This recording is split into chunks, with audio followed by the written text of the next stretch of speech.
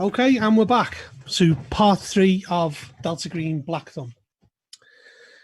Okay, so you are in a local bar called Cascataproon, which is a local bar 2 blocks from the motel, which Shane has handily found for us. The 4 of you are in there having a drink. It's fairly quiet. And then in through the door walks Dr. Kenneth, and you see the bodyguard guy with the wig on behind him, and he just kind of ushers him in.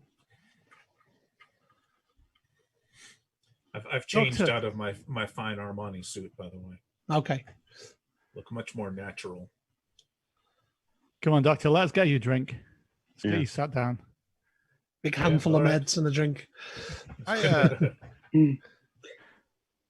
Look at the bodyguard. I really want to take a good look at this guy's wig. Mm-hmm. Because it's clearly not trying to fool anybody. I want to see if is there anything odd about the shape of this guy's head or anything that I could possibly tell from this wig covering it. Give me a human roll. That's just your way of saying I'm not going to tell you. Let's see. No, obviously not. Actually, I'm saying to the bodyguard, look, we're doing a sort of team building exercise here, so thanks for bringing the doctor back. I mean, we're on the same side. Can I get you a drink? He just nods, yeah, and then leaves. Before he leaves, he looks at response. He looks at Kenneth. He looks at you, Dr. Kenneth, and just does, and then walks off. I'm gonna roll my eyes. Friendly chap. And he leaves. What's the deal, Doc? Which part? Let's start at the beginning. You're freaked out about something. We can see that. Can we go to a table where we're not near a window? Yeah. You can go to a little snug bit. Yeah. And I don't know. Did anyone? God, I hate to sound paranoid, but can we check this bit for bugs? How would he know you were coming here? But well, yeah, you can if you want. Halfway between the hotel and the.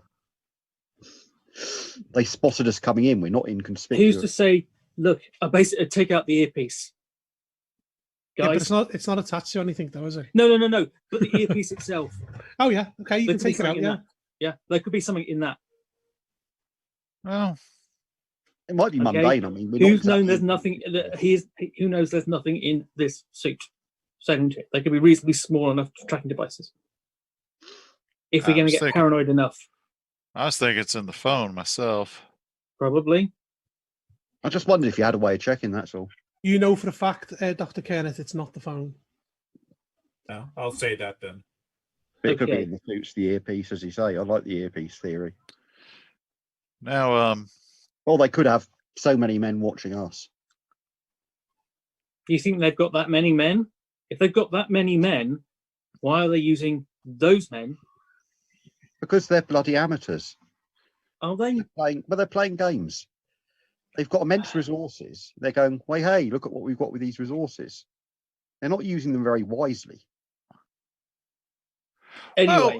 I mean, you get someone to hand us documents in the motel, then get us into this bit, the convention.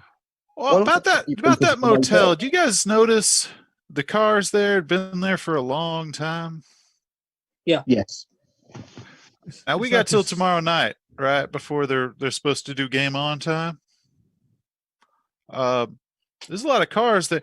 Did anybody think about checking any of those other rooms at the hotel? No, I'd like to tear that place to bits. Well, but I don't know. It just seems kind of odd to me that there's all the cars there. They seem to have this place up like it's up and running or something. So there might be a lot more there that we don't know about. Exactly, they've kind of built a fake motel. Oh, the motel isn't fake. It's just been fake. been There's no stripped section. down. I suspect it's been. I don't look. No, I look, accept there was okay, a building there before. our rooms aren't fake, as it were. They work. The front's Oh, probably yeah. been stripped out. Doesn't okay? It needs to look like a motel. It doesn't need the former features. Yeah, they Well, formed. I a know, fake hotel. They formed Which a means fake what's in hotel room to put us 106 and 107 and in. They did a fake 202? hotel to put us in, but there was no other guests and no one. Okay, And but that then, alcohol's and then they took us to a completely different place to brief us. yeah, and the alcohol's been there a while. Well, that alcohol was good. There's Yeah, also but- all those cars there. Kind of wonder what else might be in those cars. Anything in the trunks? Any of that sort of deal? I don't know. That place just seemed weird to me. Look, let's What get I'm another saying is beer. there's some strange moon logic. There's in 50 doing odd cars there. How long do you want to spend breaking into every trunk? it. I don't think Okay, that's. and I don't think that's and- the key. I'm just okay. saying it's off yeah, it is off. deeply. But how far do you want to dig into this pointlessly? I don't know. I mean, my problem is the elementary logic of it. Yeah, I Why got a day brief and a us at the half. motel rather than the? Why not brief us at the motel? They control that. compartmentalization. Okay, What, they're nuts? compartmentalizing us. Can we have that in English now? Yeah, they're okay. They're doing it in compartments. Okay. Compartmentalisation. Look, we're in now. The doctors helpfully showed us that we're not going to be Get able away. to leave. Oh, I agree. Okay. With. So So anyway, They've let's got check the out the walls- place. But They've got we're the not- hold walls- on, hold on. Let's go back to hear what the doc has to say. Yes. Yeah, the So, doc has been drinking heavily and quickly while you've been debating. Right, that'll loosen your lips to talk about this amazing technology that you've developed. Well, look, I was with the DOE for a long time, and engineer microelectronics. I came up with a notion that pick up signals, cell signals, radio signals, echoing around the atmosphere after they'd already been sent. Right? It seemed a little ludicrous, but it was an idea, and I pursued it, and it worked better than I thought it would. I kept pursuing that, and that's when I started picking up patterns, older radio signals coming out of background radiation. Electronic phase echoing is what I called it. Very fancy. I had a long-term plan for patenting and trademarks. I was picking up calls that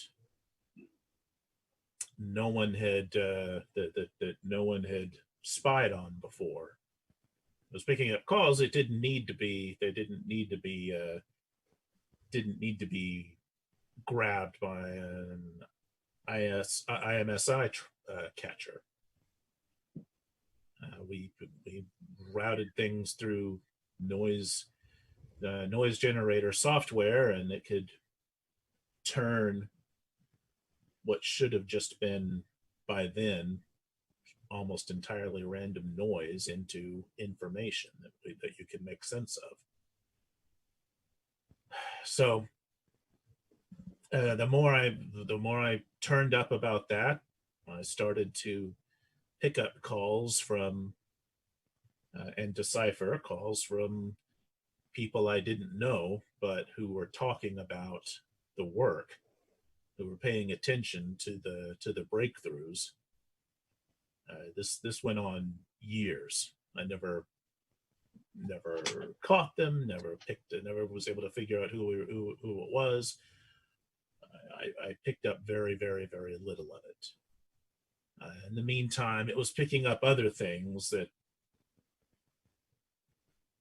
I'm not going to talk about that. But after all those years, I started having a breakdown, one after another. and wound up hospitalized. So the work stopped, and thank God, but I came out of the hospital a few weeks ago, and now I need another drink. Okay. I'm not So- surprised. Keep talking. I'll go to the Yeah. bar and get Yeah. another round in, Okay, you've got plenty of cash. and maybe some peanuts or something like. Okay, Ava, your phone rings. Okay, I guess I'll answer it. It's a woman on the phone. And says, "Hello, this is Dr. McBarry. Can I speak to Dr. Kerner, please?" See, no one wants to speak to me. It's for you. And Me? All right, I'll take the phone. Yes. Hi, Scotty. How are you today? You recognize the voice Oh. instantly. Oh. All right, I'll kind of hurriedly stand up, and with demeanor entirely changed and looking kind of concerned and flustered, and walk off for privacy. Okay. You walk off, and it's Dr. McBarry, your psychiatrist, Yeah. and she wants you to tell her all about the day you've had. She sounds really concerned. Oh, well, sure. Yes. How did you get this number? That doesn't really matter, Scotty. What matters is that you're okay.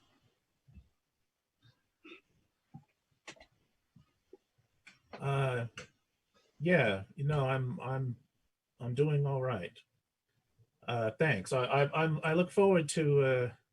I hope we can meet in person. I'm out of town right now, but I hope we can meet in person in a day or two.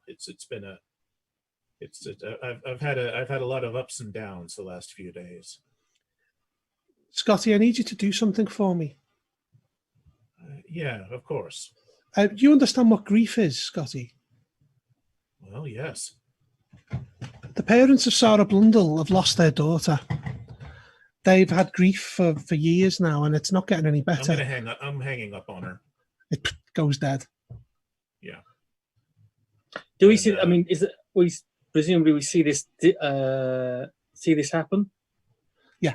And the change in the demeanor. Yeah. I'll come back looking absolutely ghastly and hand the phone back to what was it? You okay?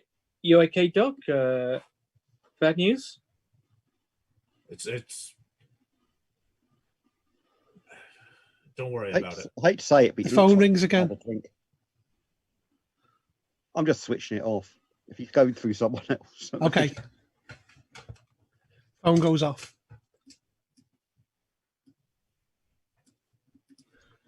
Are you having another drink, yeah? Yeah.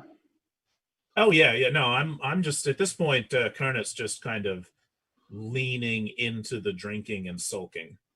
Okay. No, it's just a drink. It's not going to be pressure to talk about it. Yeah. I'm curious, but Terrell, your phone rings. I'm going to answer it. It's a woman's voice. She said, "Could you put Dr. Kernet on, please? This is Dr. Rachel McBarry." Yes, ma'am. Hold on. And I'm just going to look at Dr. Carter and say, it's for you. Okay. No, I'll like drunkenly stand up back from the table and knocking shit over and clumsily grab my bag and stumble for the door. He is unavailable at the moment. Okay, I'm gonna get up. Okay. Okay. And walk over to him. Okay, you're staggering down the street, slipping and sliding in the snow. Okay. Doc. What? Okay. What? It's clear you're running from something. I don't think they're going to let you go. You know it, and I know it.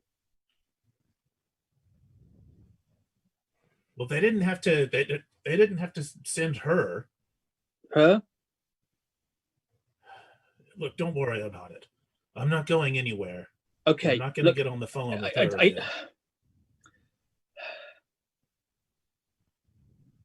here's the thing. They're gonna. It sounds like they're gonna hound you till you do it. No, I'm here. I'm not going anywhere. I'll go. Okay. I'll use their idiotic machine, and I'll warn them ahead of time that it's foolish and it's dangerous, and it'll all end in misery. But all right, they want me that's to what use you've the got to machine. tell us. Fine, I'll use the machine. Okay, that's what you've got to tell us. We need to know why it's dangerous. Because this technology was picking up things that made me lose my mind. Okay, come and tell that to the four of us. Okay, You tell that to the four of them. I'm going back to the room, or I'll find another damn hotel. Like, you know, they'll only come and find you. All right, no problem. We'll be here for the moment. If you change your mind, All right, come back in. Okay. So I'll what come are back you in. gonna do, Shane? I mean, probably, I'll probably head back toward the hotel. I'll kind of, I expect I'll kind of look on my phone or so. No, I didn't bring a real phone. So I'll probably just look around to see if there's some alternate hotel to go to. Just They're out all, of they're all folding to irritation the and- convention. Oh, right. All right. So yeah, I'll go back to the one where I actually have a room then, and kind of huddle up in room 102. Okay. Okay, I'll come back in. Was that a woman on the phone? Yes. Dr. Rachel McBarry. Yeah, right. Dr. McBarry. Dr. McBarry? Yeah. He kinda Let me seems interrupt freaked real out. quickly. But I'm sorry, Pookie, if your character has any like human at all, it would be really obvious that there was a sense of powerful emotional betrayal going on. Absolutely, yeah. Yeah. Okay, look, That was it was really obvious by the way his demeanor changed yeah. instantly when he They've heard it. got- Was yeah. That's what I was trying to communicate. Go They're ahead. trying- yeah, They're they've really trying. got to him. They're trying to They've drive really- him over the edge. I don't know why, but they're deliberately trying to do that. Yeah, they could have been a whole lot more But no, less brutal about it. all of us. I mean, look, we were sort of fine going along with it. We were fine in the hotel. Then they did the thing of running us through the thing at the convention. We were kind of fine until they started talking about shooting people coming along. Yeah. Look, I think what we all are agreed on is we should get another round of beers. And then, like, we don't want to freak out. The best thing to do is just chill out here. We'll get another beer.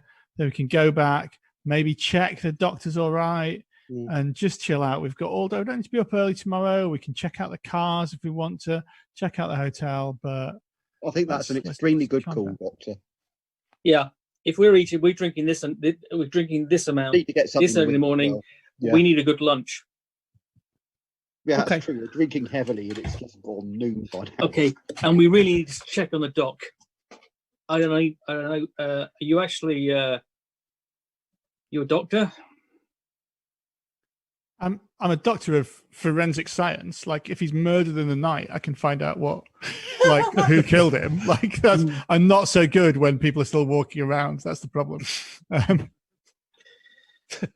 you're the closest we've got then. Let's hope he. Okay, let's kind of cut to the chase slightly here. Yeah. You spend the night in the bar, kind of talking kind of surreptitiously about what's gone on. Eventually, you make your way back to the motel. You notice parked over the road from the motel is a Range Rover. Sorry, a Land Rover with blacked out windows. Thin layer of snow on it. You also notice as you approach that Dr. Kernett's light in his room is on. Okay. We're probably a bit tipsy by this time, aren't we? Well, no, we've had something to eat, so it's kind of like. Yeah. I think I want to, unless someone's trying to talk me out of it. I'm going over to the Range Rover and said, "Oh, hi, you the surveillance team." I was going to go with them. I had the same They idea. don't even wind the window down. Yeah. It's nice to see you. Must be really boring. We've been having a great time. They don't wind the window down. I'll just. It's hard to tell if there's someone actually in there because the window's blacked out. I say we go back to the room. I think we're their favorite show. Yeah. Okay. You head Let's- back to your rooms. You're going to check on Dr. Kernet. Yeah. Yes. How are you going to do that? Who hasn't pissed him off yet? I don't think I did. Yeah. I don't think I have. No, you probably haven't actually. Yeah, it's I probably just bought him lots of beer. it's probably you, Doctor. I'll pick up a bottle of Crown Royal from the bar on the way up, just in case I need to. Like, it's the only medical supplies I have, and just knock on the door. Just shout, "Doctor, are you up still?" Yeah, I'll open it. I've probably got one of my own bottle of gin or something scavenged from the same bar, and let him in and go back over to the bed where I've been slumped in, like drunk cyber stalking my psychotherapist for the last hour. So we just wanted to check you're okay. Like you can't kind of freak out about this. We'll get through this together. It's not like you don't need to worry about it. Just try and chill out. The gin's a good idea. I'll hold the thumb up on top of it. Can I try and do some kind of limited assessment of him? Like, you can to do what degree a psychology roll is he, or psychotherapy? Psychotherapy. I can, but you might make him worse. I've got 0% in. No, I must have 10% in it, mustn't I? Because that's the base. I'll give it a go. You should have, yeah. I'll give it a go. Oh no. Yeah, you don't make things any better. Yeah. That's a 10. Well, is You that rolled a a roll 10, of didn't you? 10? Yeah, Yeah. the rating should be 10 on that scale. Oh, yeah, it so should be, yeah. that would succeed. There Yeah, was you 0 passed. on the thing. Oh, 0 on the thing. I edited it, but I didn't press return, so it didn't stay. Oh, so I did actually. Yeah, you feel you get through to him a bit. Dr. Kernet, you feel like at least Dr. Berkowitz is trying to understand where you're coming from and offer some comforting words. You do feel a little bit better. Well, I'll start to kind of soften and be less reflexively shitty and say, I've been speaking. I've been talking to. She's been helping me for months now. How does she know you're here? Is that the problem? She doesn't know she shouldn't know I'm here. She shouldn't have my burner phone number, let alone anyone else's in this place. She was supposed to be.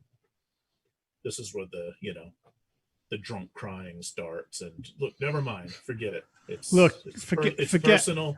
It's personal. It's not the job. This isn't the job right now. The job's tomorrow. The job will be fine. Yeah, forget about her. Concentrate on yourself. Like, just put her in a little box. Put it to one side. Got a busy day tomorrow. Sleep well, and we'll be fine. We've got this. I'll close the laptop of misery then. Sorry, Corbijn. Okay, so you eventually fall into a drunken stupor and fall asleep. The rest of you is doing the same, I assume, having a few drinks and just going to fall asleep. I'll try and report back that he'll be fine. He's just. I'm going to take the SIM out my phone and just leave it in the hotel room. Okay. The next morning, you don't have a wake-up call. You just wake up when you wake up. Most of you is really hungover, especially you, Dr. Kernet. You're horrifically hungover. Gin does that to people, doesn't it? So you've got till 10 o'clock that evening. What do you want to do? Well, I am because obviously today changed back into normal clothing, pack the suit away, and again, plenty of water. I need to stretch my legs and exercise a bit because I want to see if the Range Rover's still there. Yeah, it's a different one. So all of the motel rooms, they're actually kind of facing an inner courtyard, I'm assuming, like external doors. Yeah, as by the picture, yeah. Okay. I kind of just want to walk around to see if any of them look like they might have had footsteps up to them that might have been later covered by the snow. You've got that little bit of a depression. Anything that shows that any of the other rooms have ever been used kind of in the recently. Give me a search roll. Ah, dang it. Oh, okay. Well, yeah. Whoa. Totally. There's no footprints in the snow. None of the car's doors or handles. I mean, there's about an inch of snow covering the whole car park now. Mhm. And it's still coming down lightly. It doesn't look like anyone has interacted with these cars in quite some time. Okay. As I explained, there's like leaves blown under them. Yeah. The way they build up under cars, and eventually when you move them, the wind they blow away. Well, these are trapped underneath. As I said, I was just trying to see if any of the doors look like they just might be used or have been used more recently than any of the others. But if not, Not from what you can see now. I guess we'll head down to the lobby area. Okay. Is that still unlocked in there? Yeah, it's unlocked.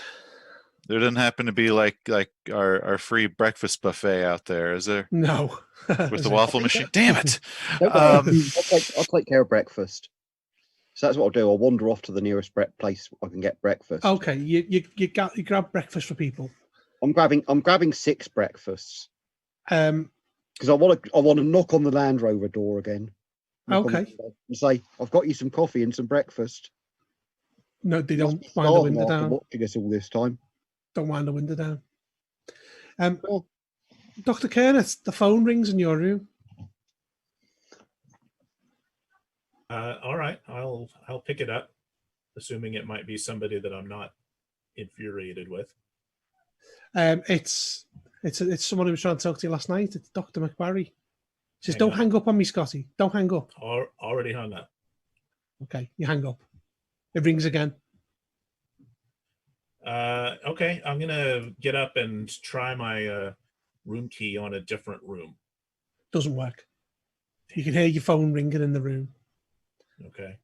Yeah, I mean, we've got time to kill, so, and that means time to be dysfunctional. So I'll go downstairs to like where the fake office is and root around and see if there's like a supply of old room keys stashed in a box somewhere. No. That was my idea too. So yeah, I mean that's I'm doing useless things like that in the meantime. Okay. We could all just swap rooms. We just shuffle rooms. That might be fun. Right. Right, you don't find any keys. The room, the office is. There's hardly anything in it. Now that you look, all the posters on the walls in there for like local bars and that are old, years old. Yeah.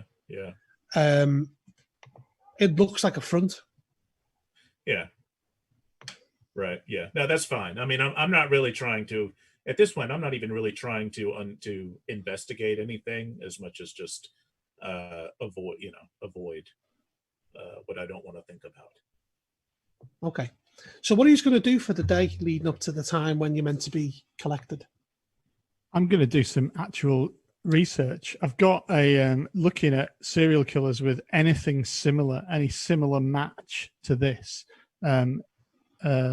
method. If there's anything like the kind of, I've got Mexico City and Tokyo. There's the two things. They said it had all been covered up, but just trying to go through the kind of, I suppose the kind of conspiracy sites that I'd look at that might report them, that might pick up on weird coincidences and stuff, and seeing if there's anything out there that's similar to this Black Thumb thing. Okay, give me an int ×5 roll and let me know if you get a critical. Do you know what a critical is in Delta Green? Is it double? Is that It's a double or 0-1. No. So it's not a critical. You don't find any links to anything in particular. Cool. So you spend your day trawling the web looking for these kind of things. Yeah. Terrell, what are you doing?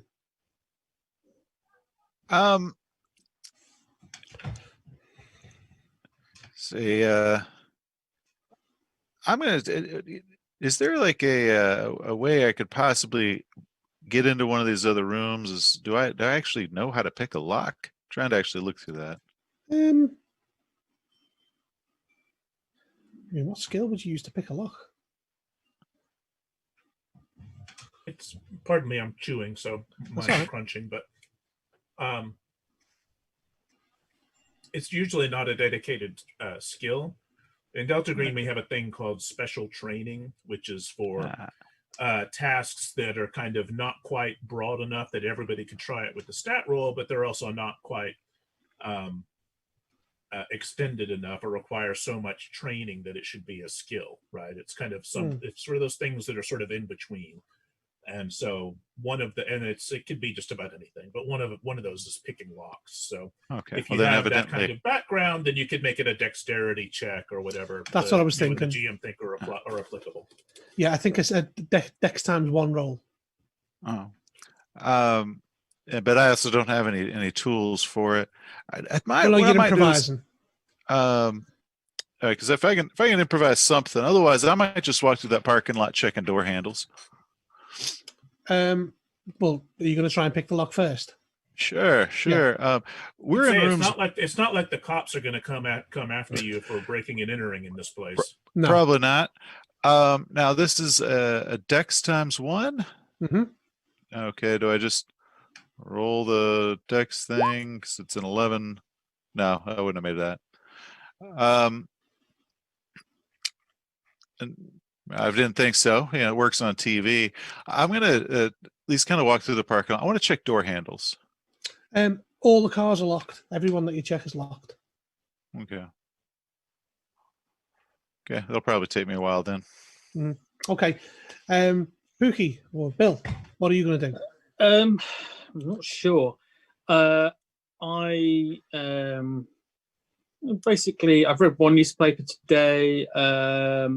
Is there a town library? Is there a city library nearby? I think so. Yeah. Yeah.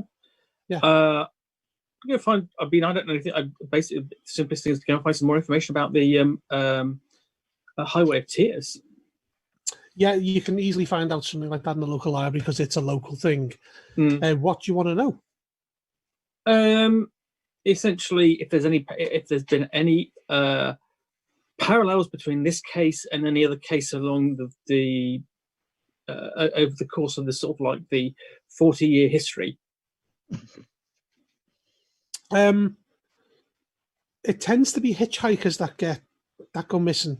Yeah, I mean that backdrop on my Roll20 there is the actual sign from the Highway of Tears. It tends to be just hitchhikers. One thing you do find amongst the papers is an article on the disappearance of Sarah Blundell. Although the general consensus seems to be she's a runaway. Okay. Anything else? I mean, anything odd noted in it beyond that she's sort of like she's rather a runaway rather than a hitchhiker? No, the consensus seems to be she's a runaway. Right. She didn't, from what you can gather, she was. Hang on.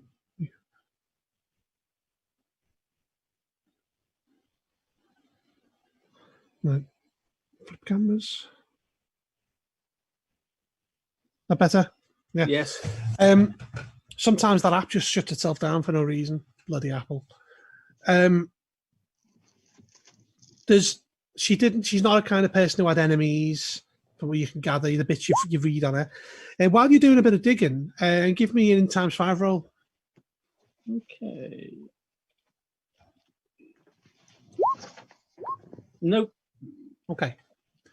That's what you find out. Okay. Spend a couple of hours there, and that's what you're digging around. It's not a kind of place you normally go, the library. No. Okay. Dr. Mitch, what are you going to spend your day doing?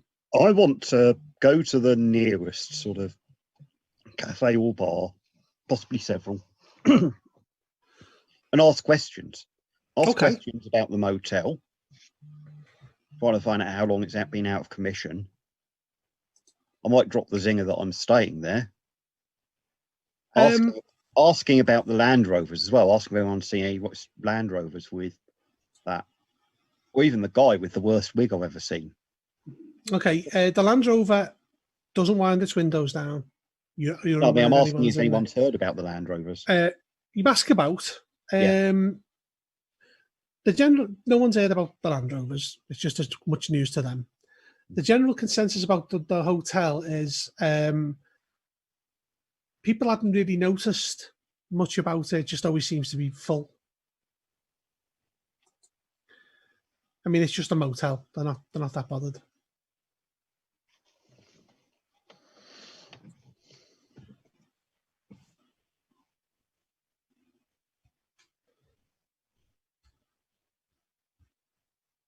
What else do you want to find out? Well, I mean, if anyone knows anything about, I suppose the Sarah Blundell case as well. Right, give me a human roll. Yeah, cool. A good skill. I spoke too soon, probably.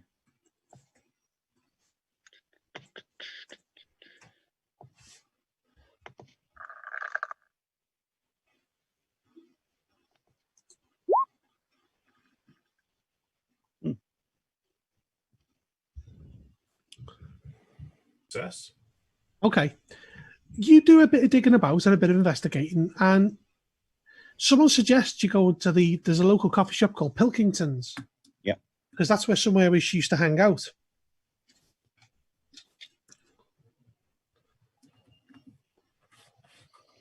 I'll go there. Okay. And ask my questions. Okay, you arrive at this coffee shop. One thing that strikes you immediately when you arrive is in the window there's a memorial for Sarah Blundell. It's got a picture of her.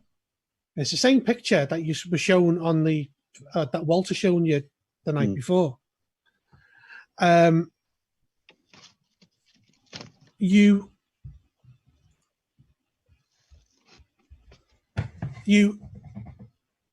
go inside. It's a kind of a bit of a hippie, trying to fight the kind of Starbucks kind of coffee shop. It's like it's just someone owns it. It's not a franchise. Yeah. And you go in, you sit down, and a guy comes over and says, "Can I take your order?" Yeah, I'll place my order. Okay, you order a coffee, and then he brings you a coffee. I'll do the trying to make small talk badly. It's a case of, so that girl was much loved around here, it looks like. The guy says, "Huh? Sarah Blundell." Oh, yeah. I mean, the guy leans and says, I think she just ran away. Personally. Yeah. Do you reckon they'll ever find her? Who knows? He says, the lady who runs this place, Sheila Pilkington, she knew Sarah quite well. All right. I wonder if I could have a chat. Sorry, I'm doing a local. Yeah, I'll pull out the bullshit. I'm doing a local retrospective for one of the papers. No, she's not a fan of the papers. She feels that it was just kind of brushed under the carpet. Well, but a local retrospective might bring it to light. 1 second. Give me a second, guys.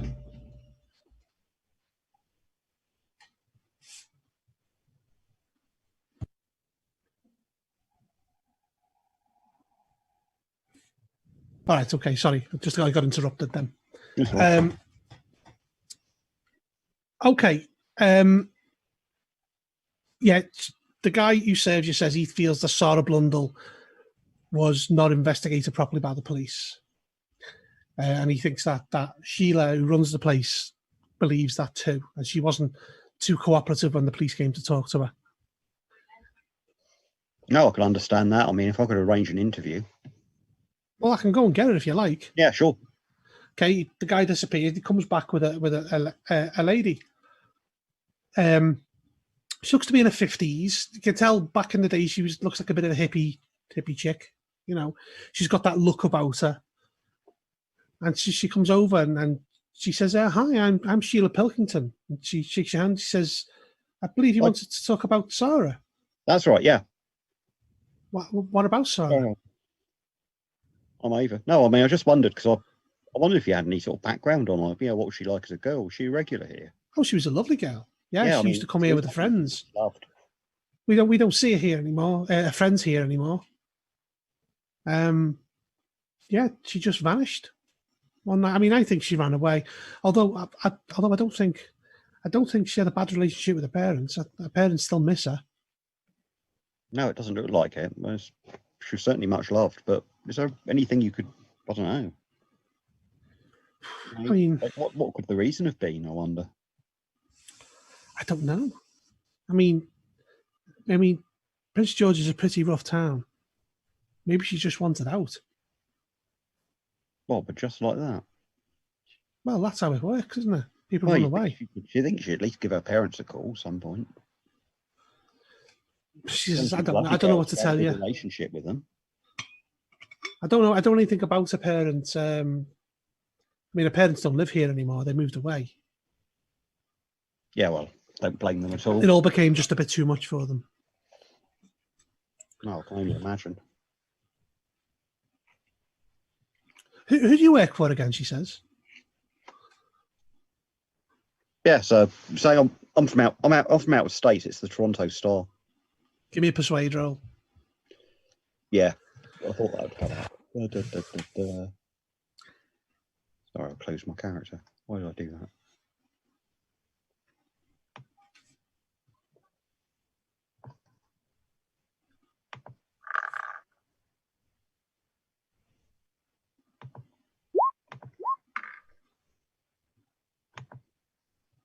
Hey.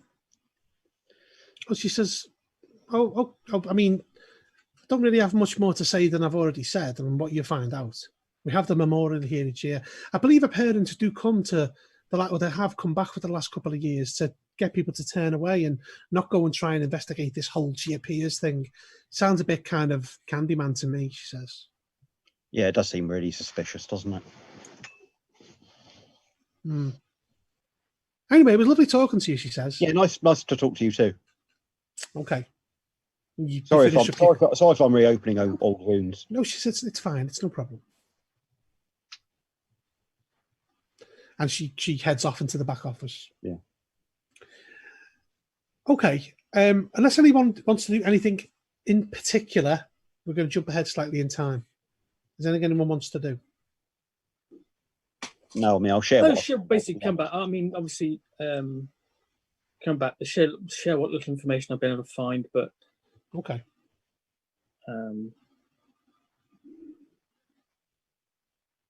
No one else? No one for anything else? No. Okay. It rolls round to around 9:30, and you see the two Range Rovers pull up side. That makes 3.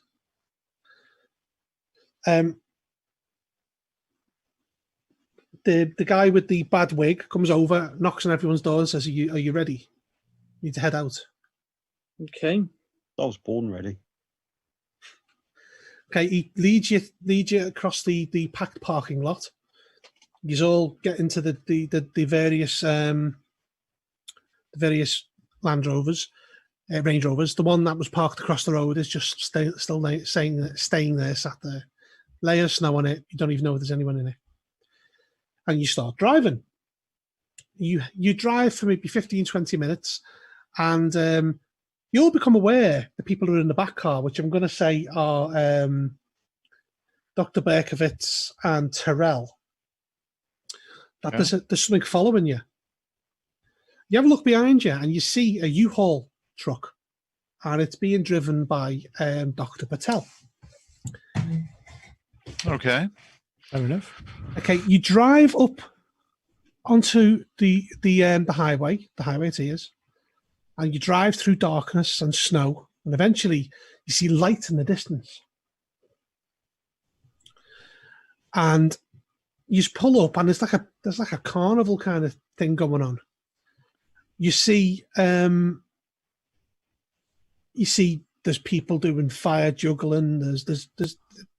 It's a bit of a mess.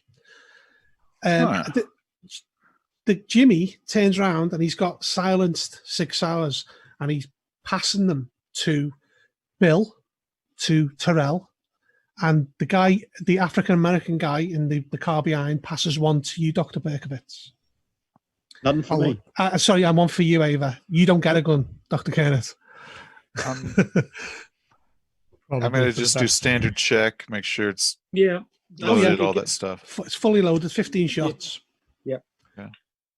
There's kind of weird that's not the way to look for comparison. Kind of like it's weirdly reflected, as in you see people with placards saying "Let Sarah rest in peace," and Pookie, your character recognizes the faces from some of the articles. It looks like they're parents.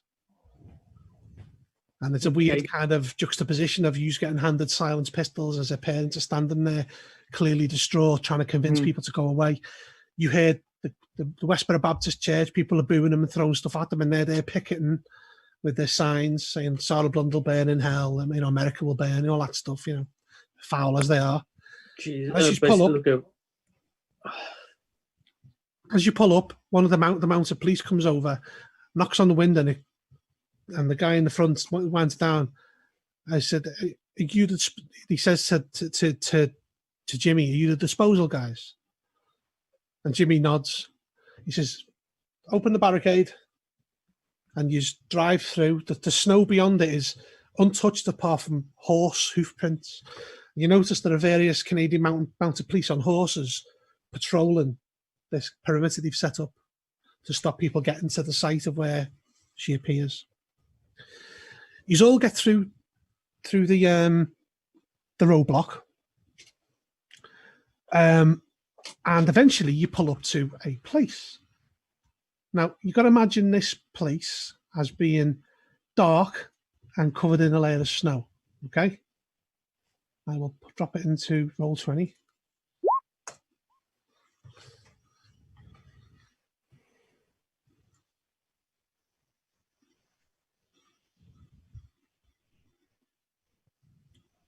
Dirt road and this is part of the route. Kind of a muddy little pond. It looks like surrounded by trees. Mm-hmm. Yeah. So you look there. There's an embankment that goes up, and it's like kind of a dual carriageway. And the Range Rovers pull into the central reservation, which is slightly on a slope. Okay. The U-Haul truck pulls up, and Dr. Patel gets out, and he's in like a bubble coat. It's cold. And he says, "Oh, awful night, isn't it?" He says, "Dr. Kernes, are you okay? We're doing a great good here. I hope you understand that." Yeah, I'm fine. Let's get this over with. Where's your machine? Okay, he says, "Okay, come and follow me." He says to all he says, "Jimmy, Bob, can you just patrol while we do this?" And they both nod. Bob, he turns out, is the name of the African American guy. Okay. You head over to the truck, and he pops it open, pushes it up. It looks like the back of a band, a touring band. There are stacks of things in flight cases. Okay, and there's something right tucked at the back. There's a glow coming off, and you can hear a gentle thrum, like a thrum, thrum, coming through the things. He says, "I'll explain what that is in a minute." He says, "What I need you to do is help me set up." He said, "This is custom designed equipment." He says, Dr. Kernes, I don't know if you're aware of this. He says, some of this technology is based on Crawford Tillingast's experiments. Are you aware of those? So out of character, you tell me. I'm going to say no, because you try to avoid this kind of thing. You don't know who Crawford Tillingast is. Yeah. So no, I'll shake my head and say, honestly, I'm really not all that interested. It's a fascinating things, he says. Yeah. He says, anyway, he says, this is what we need to do. And he tromps up the hill. He says, okay. He says, you notice there's been a markup up there of reflective tape. He says, we've we've worked out that this is where she appears at the right moment. Here, he says, and this is what we're going to do. And he unpacks one of these flight cases, and it's, you know, those big light stands that you see in studios with boxes around them. He says, we're going to create a tunnel, okay? And you see, he kicks the snow away, and you can see that the highway is marked with spray paint. He says, wherever there is one of these, I need you to set up one of these pointing inwards. Can everyone help? And this, Okay. so can I tell looking at it what these you said there, can you describe what it is that we're setting up again? He says, we're setting up a tunnel to energize her form. No, I'm sorry, I meant out of character. Like what am I looking at? Out of character, you're looking at, it looks like which bit are you not understanding? Like we've taken some kind of piece of machinery out of the truck now. Yeah, right. It's a flight case. You know, like the big flight guitar cases, silver ones. Yeah. Okay. We haven't opened it up yet.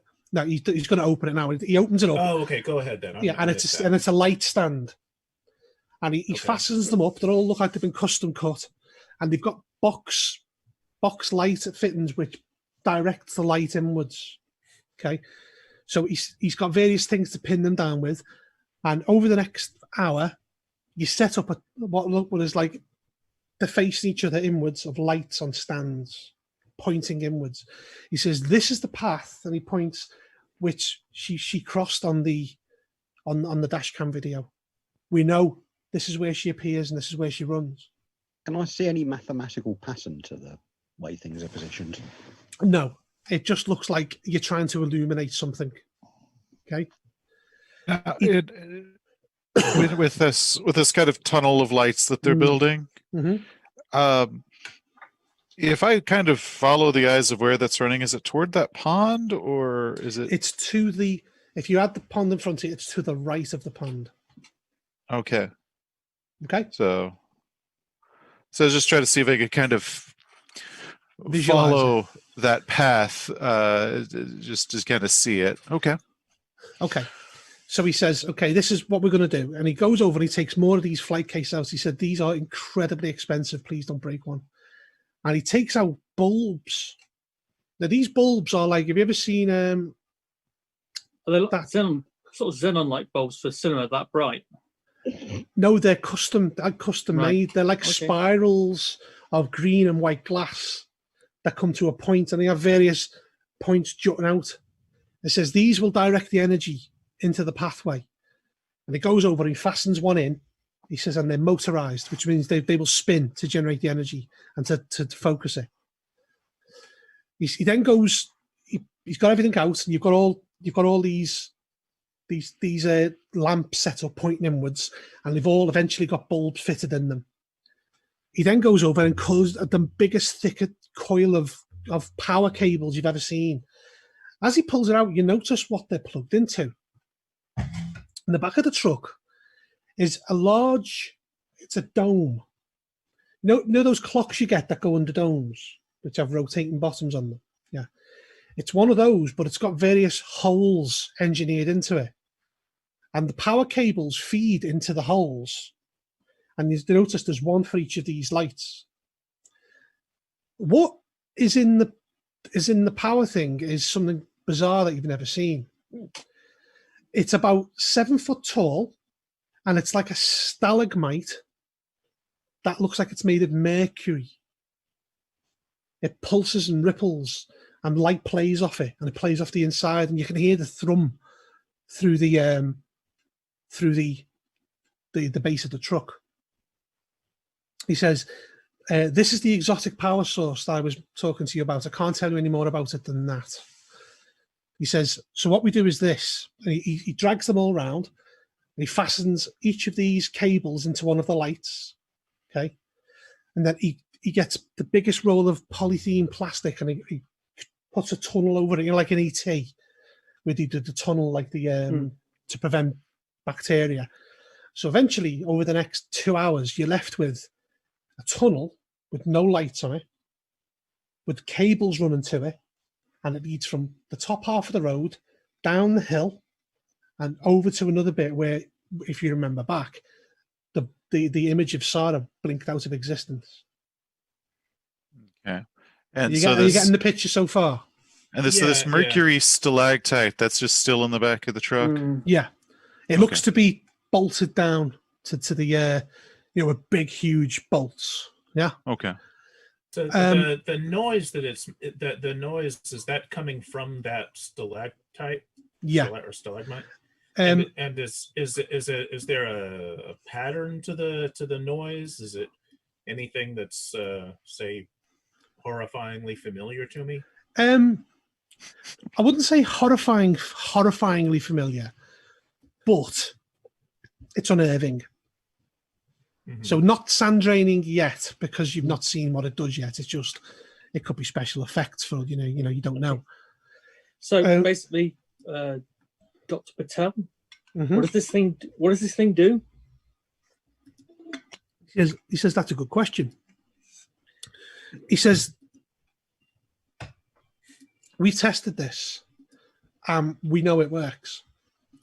He says any kind of resonant imprint upon the environment, we can energize it using the energy from this power source, and it makes it more solid and more clear.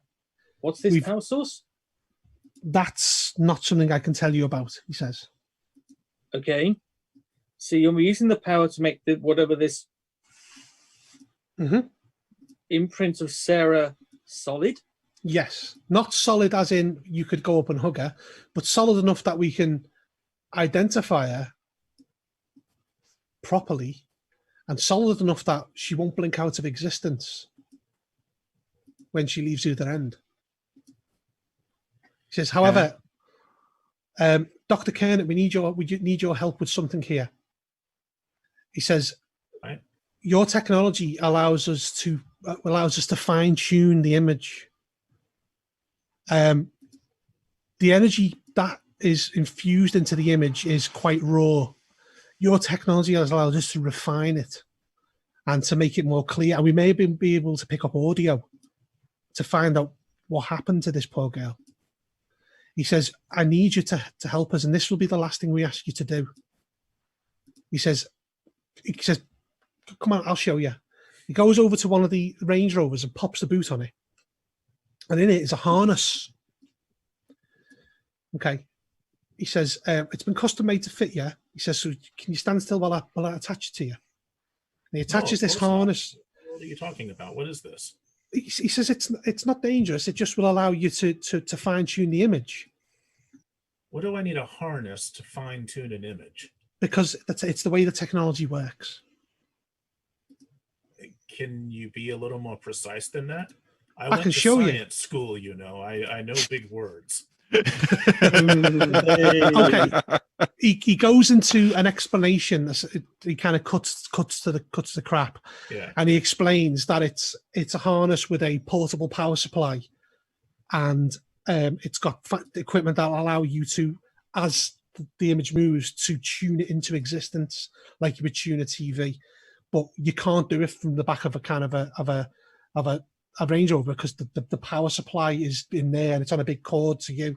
So you need to be able to wear it and move with the image. Okay, so the idea is that it's like those, I forget the name of it myself as a player, but like those glove things that you use to manipulate virtual reality or what have you. Is that the idea? Yeah, it's kind of. There's no kind of mask though. You're seeing it in real life. Yeah. Okay. I look over at the other guys and say, is this getting kind of Ghostbusterish to you? Bullshit. Dr. Patel looks genuinely offended. He says, "This is no." I'm saying this quietly. Oh, yeah. okay. Yeah, I'm not saying. I'm saying under my breath, this is complete bullshit. Okay. Either it doesn't work, or we should stop it working. At the moment, as far as we can see, we're going through with it, and the only reason I'm going through it for it is to find some kind of settlement for her parents. Did you see them on the way in? Yes. Yeah. Do you think it will work then? How the hell should I know? I don't even know the doc knows it should work. Well, Does the doctor seem sincere? do we know Absolutely what sincere. time? Oh, I mean the other, That- basically Shane's character. Yeah. As sincere as Shane's playing him. Yeah. Well, yeah. No. But it's a case Do of we know what time? Don't know what Do you time. know what what. time Sarah's doing her ghost run? Oh, 45 minutes. About 45 He- minutes. The guy pulls out his phone. He says, "I've set a timer for it." Oh, Okay. And so other than the our agents, right? We have Dr. Patel here, Mhm. and who else? Jimmy Who and else is Bob. around? The two Right. bodyguard guys. Walter's not there. Walter's not there. All right. No. So all right. So before I get hooked up into a harness, I'll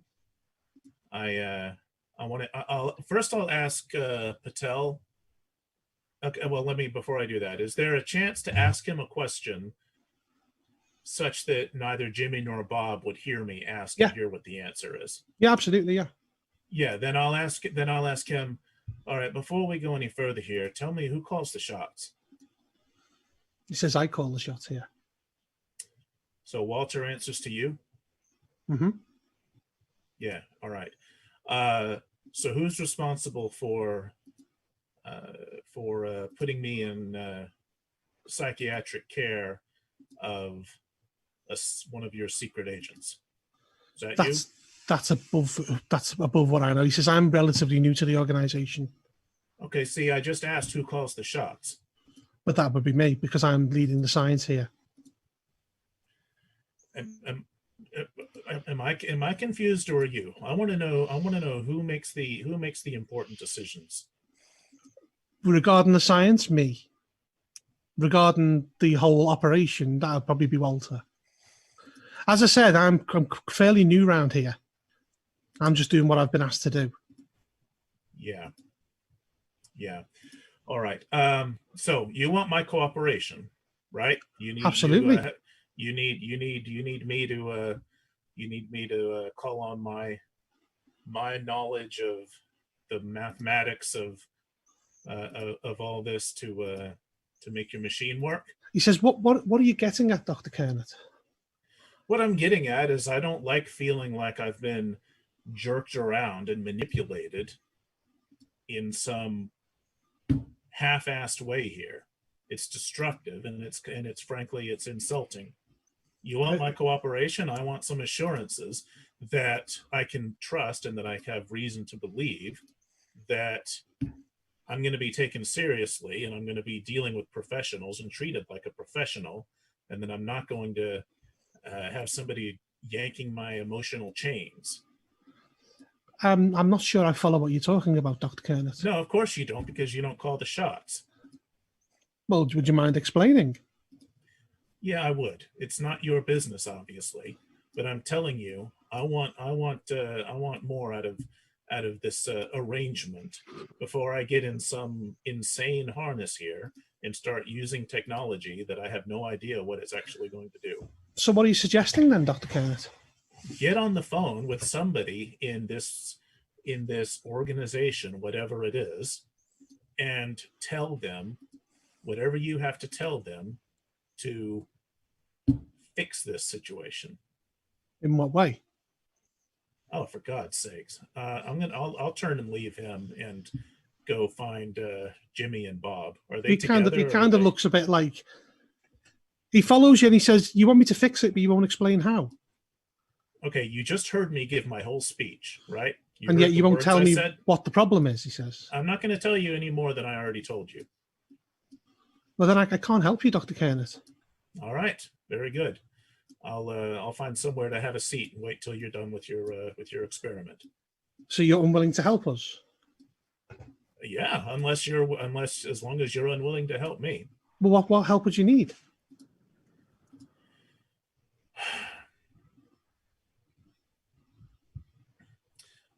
Let's maybe we can take another approach at this, right?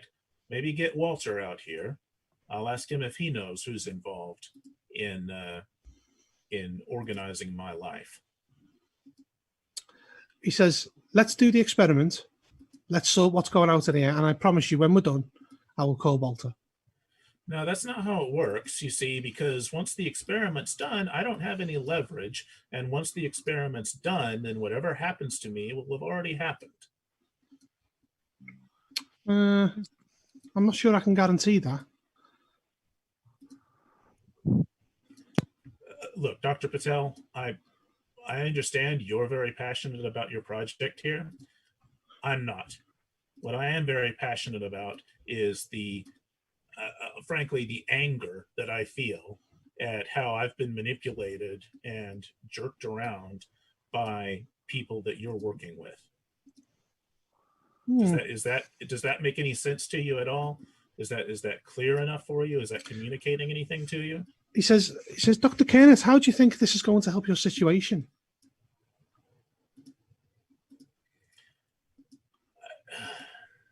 I don't know. Maybe it won't. Maybe once I talk to somebody who can actually make decisions or claim they can make decisions, it'll just be a lot of nonsense. Because to these people who we work for, once you become not of use to them, you're not of use to them.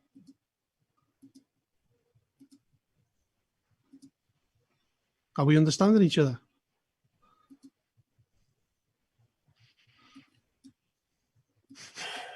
All right.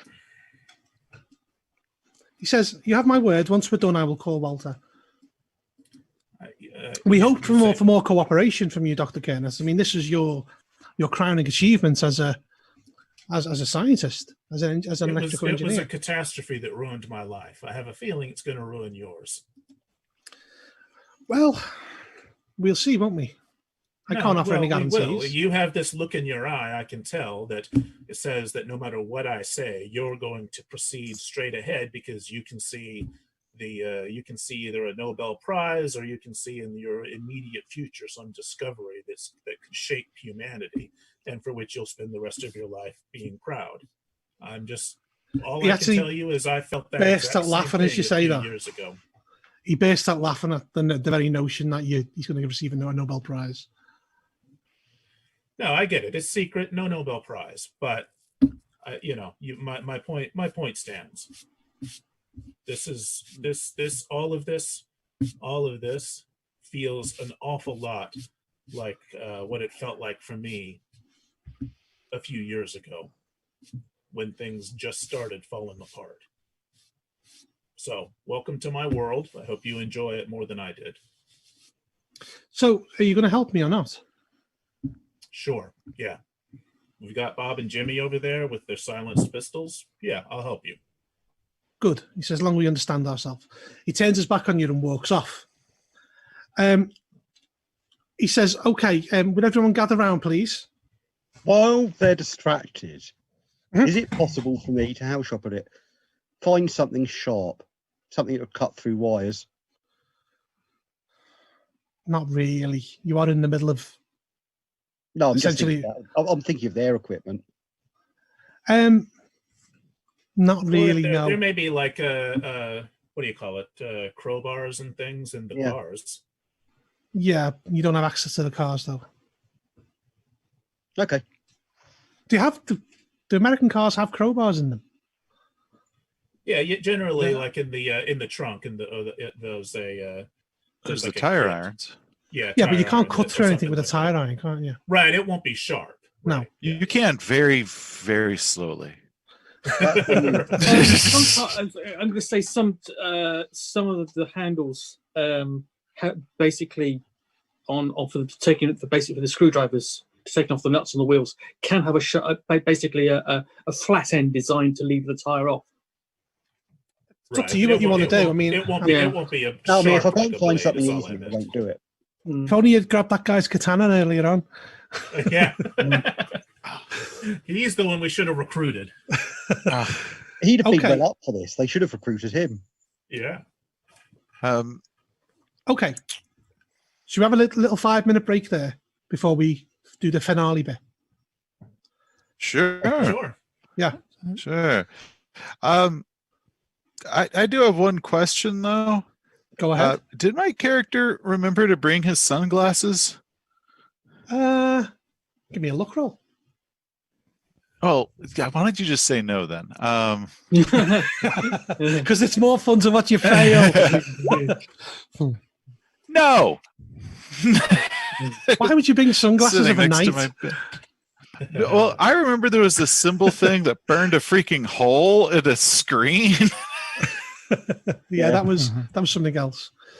Okay, Well, yeah, I'm sure it's not related.